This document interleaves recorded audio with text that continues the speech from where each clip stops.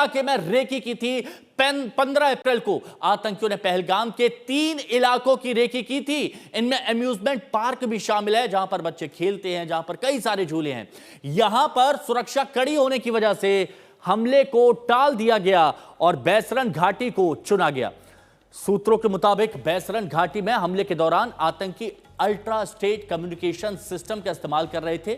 अब ये ultra state communication system ऐसा होता है जहां पर बिना सिम के आप कॉल भी कर सकते हैं, मैसेज भी कर सकते हैं। तो इसका इस्तेमाल आतंकियों की तरफ से किया जा रहा था कम्युनिकेट और मैसेज करने के लिए।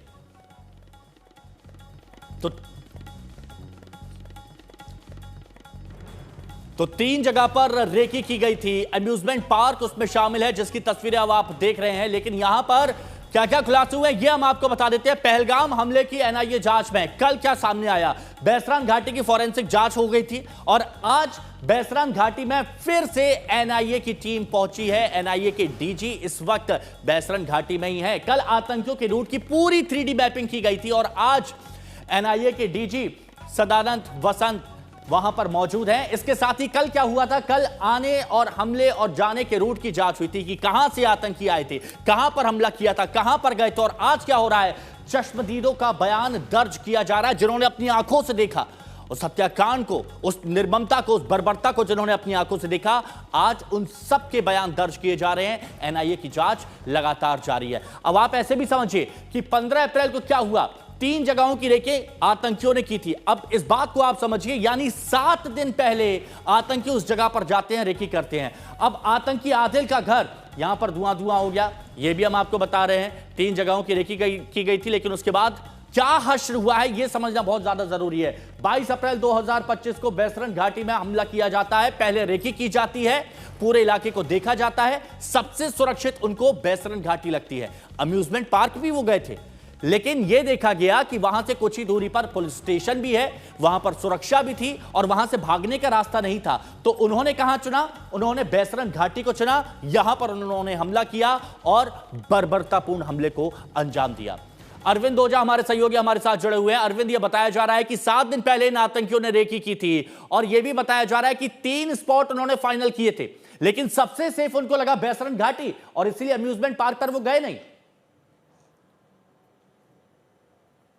जी बिल्कुल, देखिए जब 22 अप्रैल को आतंकवादियों ने बैरसन घाटी में हमला किया, उसके बाद से ये शक जताया जाने लगा कि हो न हो इस पूरे स्पॉट की रेकी की गई होगी और वही हुआ। अब जांच में सामने आया है कि 15 अप्रैल को आतंकवादी पहलगाम पहुंच चुके थे और ओवरग्राउंड वर्कर की मदद से जो पहलगाम है उसके 3 टूरिस्ट स्पॉट की रेकी की थी। अब टूरिस्ट स्पॉट निशाने पर था आतंकियों की। एक बात क्लियर है, 3 टूरिस्ट स्पॉट में एक टूरिस्ट स्पॉट है अम्यूजमेंट पार्क, जहां पर आज तक की टीम आज सुबह पहुंची भी थी। जो अम्यूजमेंट पार्क है वहां पर टूरिस्ट बड़ी संख्या में आते हैं, लेकिन जब वहां पर रेकी की है आतंकियों ने, तब उनको पता चल गया कि यहाँ पर कुछ सिक्योरिटी होती है और सिक्योरिटी कम भी है। तो वहाँ से कुछ दूरी पर पहलगाम पुलिस स्टेशन है, सीआरपीएफ का कैंप है, इस वजह से उस जगह को मुफीद नहीं माना। उसके बाद आखिरकार उन्होंने बैरसन घाटी का रुख किया। बैरसन घाटी अगर यहाँ से देखिए तो इसमें साफ साफ लिखा हुआ है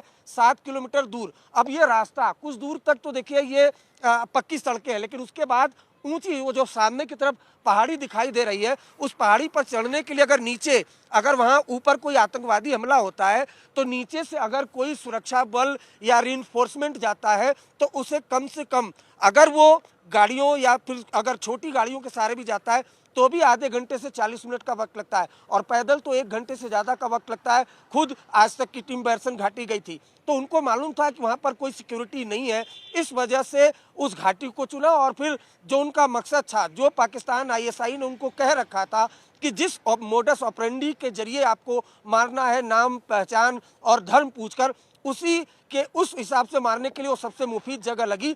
इस वजह से उनको बैरसन घाटी को चुना गया, जहां इस वक्त एनआईए के डीजी बीते 3 घंटे से वहां पर मौजूद है। जो जांच अधिकारी है उनके साथ पूरे इन्वेस्टिगेशन को रिव्यू कर रहे हैं। हाँ बिल्कुल, ये अरविंद, ये बात समझी जा सकती है कि उन्होंने तलहटी इलाके को नहीं चुना। जिस जगह पर आप खड़े हैं वहां से 7 किलोमीटर ऊपर की साइड पर बिल्कुल पहाड़ी इलाके को चुना ताकि वहां पर वारदात को अंजाम दिया जा सके और भागने में आसानी हो।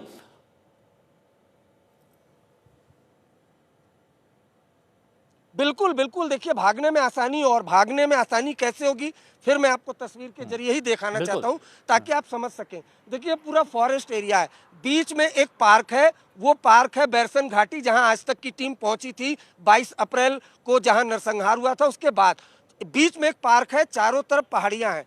अब जो इस फॉरेस्ट एरिया के जरिए माना जा रहा है आतंकवादी उस पार्क में अंदर दाखिल हुए, एक आतंकवादी एग्जिट रूट से आया और ताबड़तोड़ गोलियां चलाने लगा।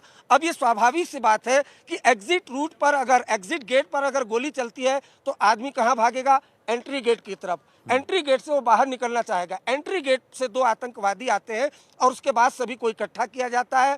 उसके बाद उनसे कहा जाता है कि पुरुष और महिलाएं वो अलग हो जाए, लोग नहीं मानते। फिर बोलते हैं हिंदू मुसलमान अलग हो जाए, लोग नहीं मानते। उसके बाद कलमा पढ़वाकर तब अच्छा उनको अरविंद, मारा एक जाता बात, है। एक और अपडेट उसके जो आपने बाद दिया था, एक अपडेट जो आपने दिया था, आपने ये बता दिया ये अम्यूजमेंट पार्क है। अम्यूजमेंट पार्क से 7 किलोमीटर ऊपर बैरसन घाटी, जहां पर वारदात को अंजाम दिया गया। लेकिन बताया गया 3 लोकेशन की रेकी की गई थी, 2 ये हो गई, बाकी की लोकेशन और कौन सी वो खबर मिल पाई? देखिए उस बारे में जो अधिकारी हैं वो खुलासा नहीं कर रहे हैं, लेकिन ये माना जा रहा है कि अगर ये पहलगाम है तो आसपास आड़ू वैली, जहां टूरिस्ट सबसे ज़्यादा जाते हैं, उसके अलावा बेताब वैली, वहां पर सबसे ज़्यादा जाते हैं।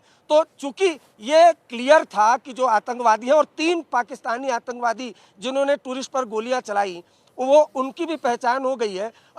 उनके निशाने पर टूरिस्ट ही थे। और अमूमन आपको याद ही होगा घाटी में कभी टूरिस्ट पर आतंकवादी बिल्कुल हमला अरविंद, नहीं पल पल होता का अपडेट था। आपसे लेते रहेंगे। वो 3 जगह भी हमने यहां पर आपको बताई है जिस पर आतंकियों ने पहले से रेकी की हुई थी। शुक्रिया फिलहाल आपका हमारे साथ जुड़ने के लिए।